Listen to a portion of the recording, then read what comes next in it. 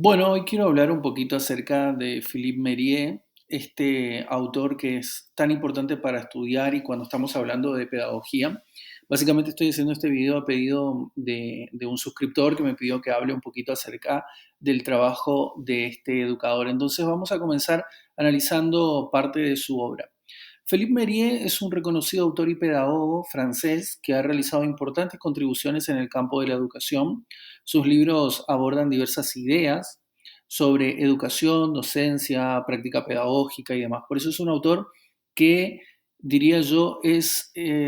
obligatorio estudiarlo y se analiza en varias cátedras, tanto de nivel terciario como universitario, que tienen que ver con la formación del profesorado.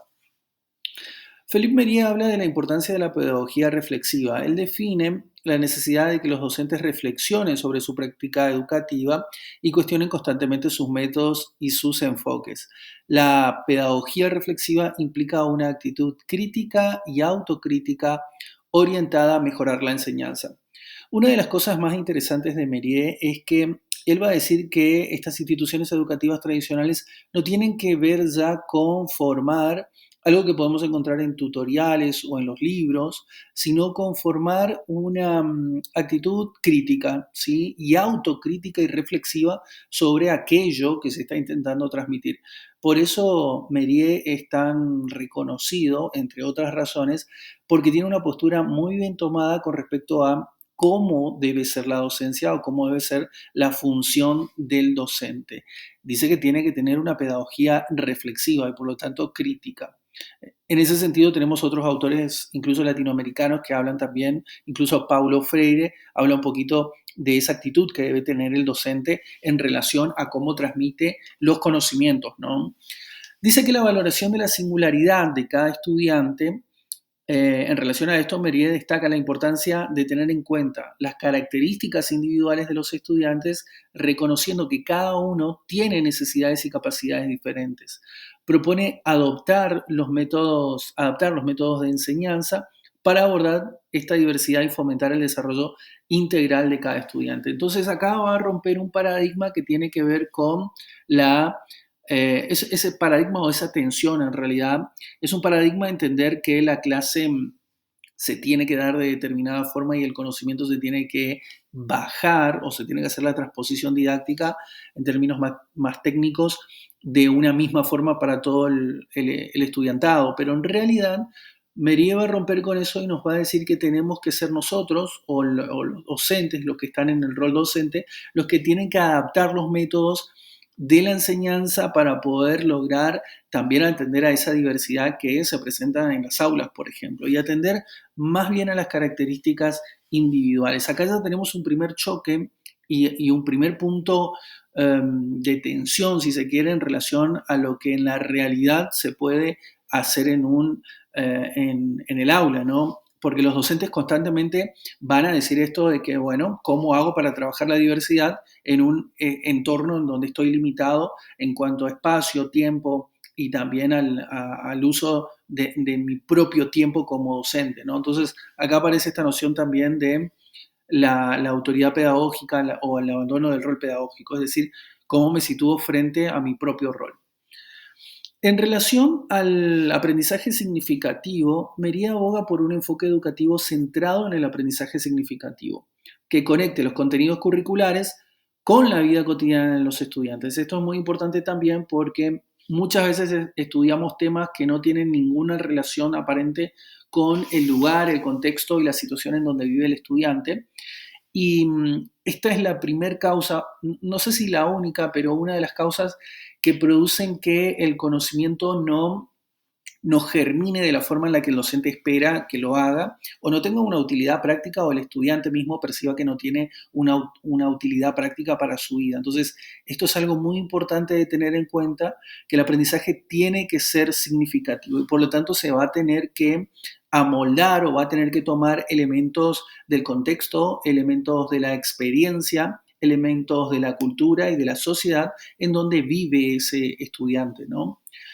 Considera que los conocimientos adquieren sentido cuando se relacionan con la experiencia, que es lo que acabo de mencionar, y los intereses de los alumnos. Las experiencias culturales, multiétnicas, incluso las familiares, las nucleares, son experiencias que tienen que ser tenidas en cuenta. Acá tenemos un enfoque marcadamente, si se quiere, antropológico de la educación, pero que necesariamente tiene que ver con qué tan significativo es esto que estoy adquiriendo en la escuela desde el punto de vista del estudiante y qué tan significativo es para los estudiantes desde el punto de vista del docente. Otra cosa que va a mencionar Mérier es la importancia del diálogo y la participación. Él dice que promueve en realidad la interacción y el diálogo en el aula como herramientas fundamentales para el aprendizaje. Esta también es una noción que viene a ser un paradigma disruptivo con respecto a distintos tipos de modelos de enseñanza, el enfoque enciclopedista, el netamente de la bajada curricular, si se quiere, pero el diálogo tiene que ser parte de todos los procesos que impliquen aprendizaje. No se puede dejar de lado y desconocer que el aprendizaje tiene que ser traspasado, no solamente por el cuerpo, esto lo digo yo, no lo dice Mérier, por el cuerpo, por los sentires, sino también por la palabra. Cuando no hay un feedback, una ida y vuelta, una retroalimentación, en donde el docente también se posicione en un rol que no tiene que ver necesariamente con el de transmisor del conocimiento, sino muchas veces simplemente con el receptor de esas experiencias para el aprendizaje significativo, de esas experiencias personales, familiares, sociales, es cuando efectivamente se va a producir un aprendizaje mucho más significativo. Pero si no hay diálogo, si no hay un canal de comunicación abierto y en dos sentidos, es cuando la educación se torna realmente en algo ajeno a esos sujetos o a nosotros como personas, ¿no? Entonces él va a marcar esto, el diálogo y la interacción, como herramientas fundamentales para el aprendizaje, lo cual comparto plenamente. Destaca también la importancia de la participación activa de los estudiantes en el proceso educativo, fomentando su capacidad de expresión y argumentación. Acá también tenemos un elemento disruptor porque no es lo mismo dar una clase pensando en, a ver, simplemente tengo que transmitir los conocimientos sobre, no sé, la lengua, la literatura inglesa, que realmente poner a los estudiantes a pensar en la importancia de por qué la lengua inglesa hoy es importante en relación a hechos sociales, culturales o a hechos de la vida que están sucediendo hoy en el mundo, y ponerlos en conexión con algo que sea significativo, con algo que sea útil o incluso con otras, en este caso, en este ejemplo explícito, con otras materias como por ejemplo inglés. Entonces, entender que existe un lugar de apertura, que el docente tiene que crear ese lugar de apertura entre el aprendizaje que intento producir y lo que el estudiante puede dar, pero teniendo en cuenta que el mejor modo, esto lo digo yo de vuelta, no lo dice Mérier, pero para mí uno de los mejores modos de producir aprendizaje es a través de la argumentación y de la instalación de una estructura de pensamiento crítico, más que la instalación de estructuras eh, operacionales desde la lógica docente, ¿no? Porque muchas veces el docente piensa que lo que está haciendo produce aprendizaje, pero en realidad el aprendizaje tiene múltiples elementos que no tienen que ver necesariamente con la lógica que manejamos, la lógica curricular por lo menos que manejan generalmente los docentes. Entonces Mérier acá nos llama la atención y nos dice que tenemos que poner el foco en ese receptor y en lo que él es capaz de producir y devolvernos con lo que nosotros suponemos que tiene que saber o lo que nos interesa que tiene que saber. Entonces, la expresión y la argumentación son dos formas que para mi gusto son lo que todo docente debería poder crear en su área de estudios, ¿no? O desde su rol por lo menos. Algo que también dice Mérier es que sobre la formación continua de los docentes, él defiende la idea de que la formación de los docentes no debe limitarse a su etapa inicial, sino que debe ser un proceso continuo a lo largo de toda su carrera profesional. Por eso, por ejemplo, en mi caso, a mí me interesa muchísimo hablar con docentes, hablar con directivos que puedan desarrollarse más allá del día a día y tratar de pensar a su rol, a su día a día, como elementos y como recursos que le permitan realmente convertirse en un profesional en un profesional que pueda intervenir activamente en los procesos de aprendizaje junto a sus colegas, a la institución, a la comunidad educativa más amplia en la que participa, pero también tiene que ser muy crítico de esto que está sucediendo y poder tener una lectura mucho más abierta con respecto a qué puedo hacer yo para mejorar los procesos de enseñanza en el salón en donde estoy, con los chicos con los que trabajo, o con las personas con las que trabajo y con el resto de colegas en esta institución donde me desempeño. Entonces, tiene que ver con un proceso a largo plazo, ¿sí? No tiene que ver con solamente, bueno, me recibo o el docente tiene que ser crítico en su etapa de formación nada más. No, esto es una actitud frente al rol que tiene que ser constante.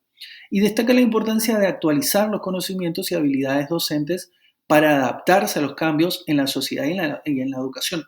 Esto también es súper importante porque conocimientos y habilidades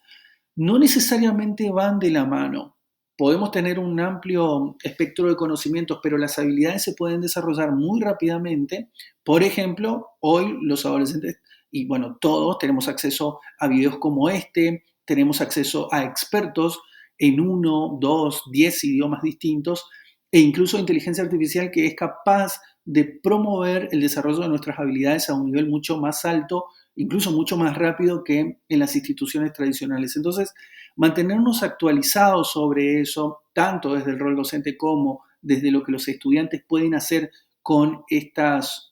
habilidades que ya poseen y cómo podemos potenciarlo, es lo que Mérier nos llama a reflexionar aquí. Porque dice que tenemos que adaptarnos a los cambios sociales y en la educación, o sea, cómo esos cambios impactan también en la educación. Me parece que un ejemplo muy, muy bueno sobre esto es lo que está pasando con la inteligencia artificial por estos días alrededor de todo el mundo.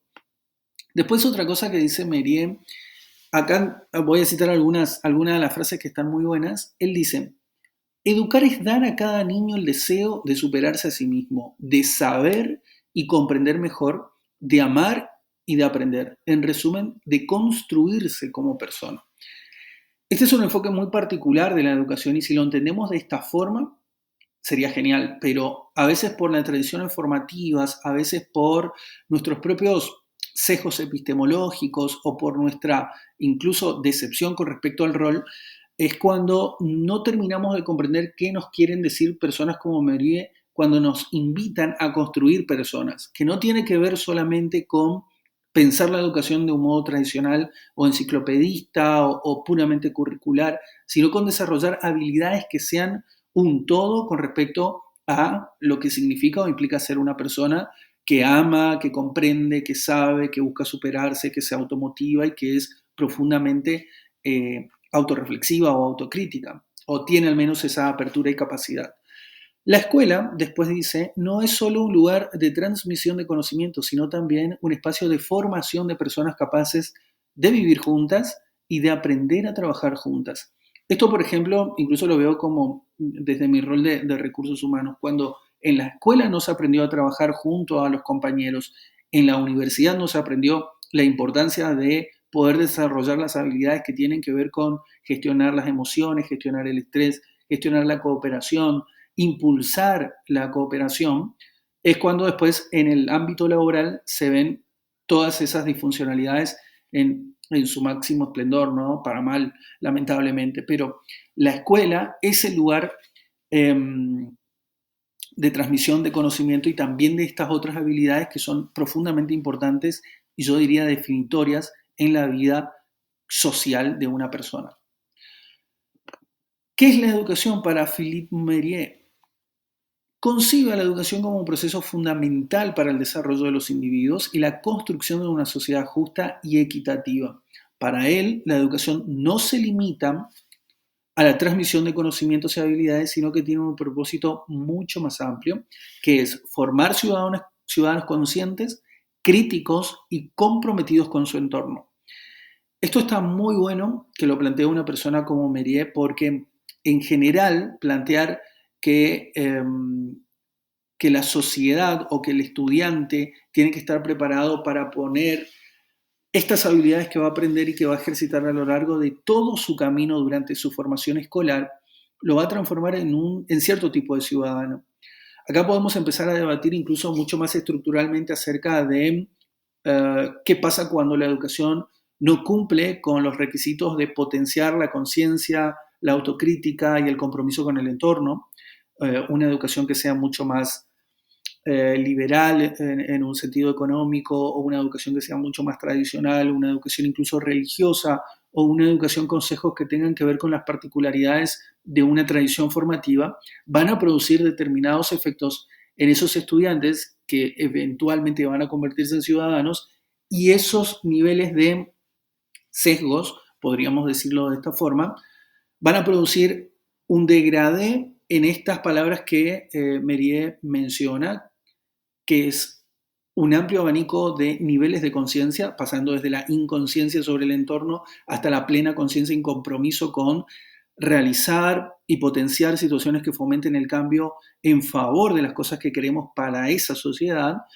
Y también un degradé en cuanto a la crítica, desde ciudadanos autocríticos y reflexivos que tengan la capacidad de pensar sobre lo que está pasando en su sociedad y qué quieren para el futuro de esa sociedad, y también comprometidos. De vuelta, dependiendo de esos sesgos y de las tradiciones con las que ese docente ejerza su rol, es cuando va a poder generar también estudiantes y ciudadanos que tengan un mayor o menor compromiso con su entorno. Por eso, este tipo de autores es muy importante, porque cuando leemos a un autor, el impacto que tiene en nosotros y en nuestra formación constante y nuestra formación continua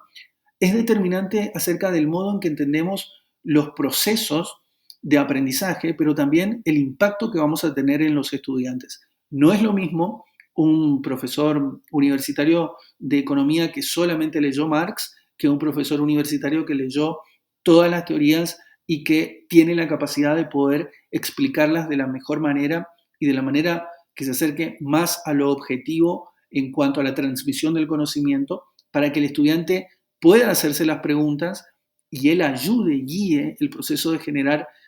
preguntas sobre esas teorías que el adoctrinamiento sobre ellas. Este es un ejemplo nada más. Pero ahí tenemos este punto que es uno de los más importantes, que es el del pensamiento crítico. Cuando el docente no es capaz de producir un pensamiento crítico para sí mismo, va a ser casi imposible que conciba el pensamiento crítico y la autorreflexión en sus propios estudiantes. Entonces, yo diría que esta es una de las advertencias más importantes que nos dice Mériès sobre nuestro rol o lo que significa la educación para él. Después, otra cosa que va a decir Mériès es que la enseñanza es un acto de amor, una transmisión de vida y cultura que se realiza a través del diálogo y el respeto mutuo entre docente y estudiante. Acá vemos una gran humildad con respecto al propio rol docente que nos plantea Mériès, y una paridad en cuanto a quiénes somos. Somos personas que estamos en un rol y en un momento situado formal en la escuela,